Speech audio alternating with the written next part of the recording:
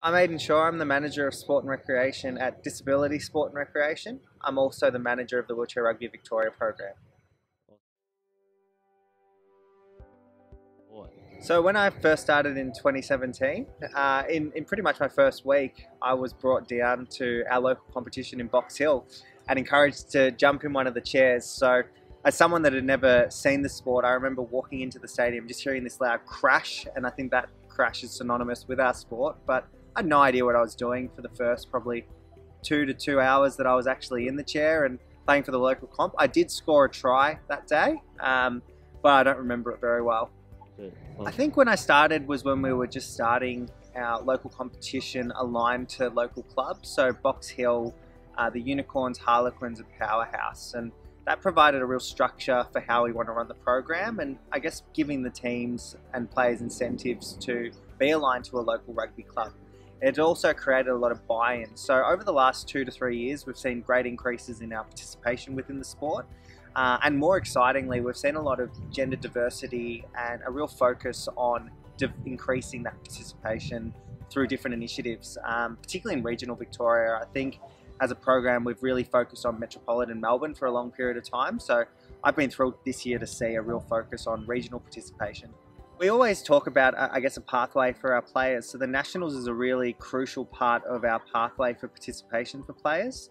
And it's also really great preparation for the Victorian players that are preparing for Tokyo. So as we all know, last year the Paralympics couldn't happen, and it's really been an ad hoc period of time over the last 12 months where there hasn't been a lot of programs. So events like this are really crucial.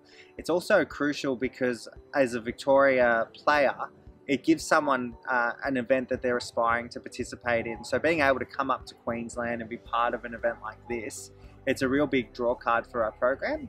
The other great thing about Nationals this year is the fact that it was live streamed on GIO. So we're actually bringing wheelchair rugby to a whole range of new audiences that hopefully will follow that and cheer us on through to Tokyo.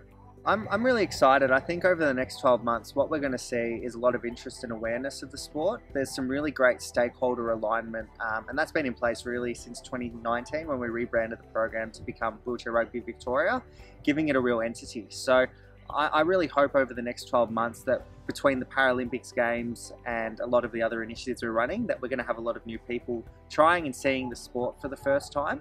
And hopefully over the course of Tokyo, someone will give us and Paralympics Australia a call and say, hey, I'm interested in this sport, how do I get involved? And you might find the next Riley Batt or Jason Lees, all those really great Steelers players. The other really great thing about our program is it's an opportunity for those players that are at that highest level to mentor those that may not be at that level. So the great thing about Nationals is there was going to be a Victorian squad, which would have been that high performance team, and we would have had a Division 2 team as well. So that's really exciting to know that for players that do want to play the sport, we've got that elite pathway, but then something just below that, and then there's just that general participation for those that just love playing the sport.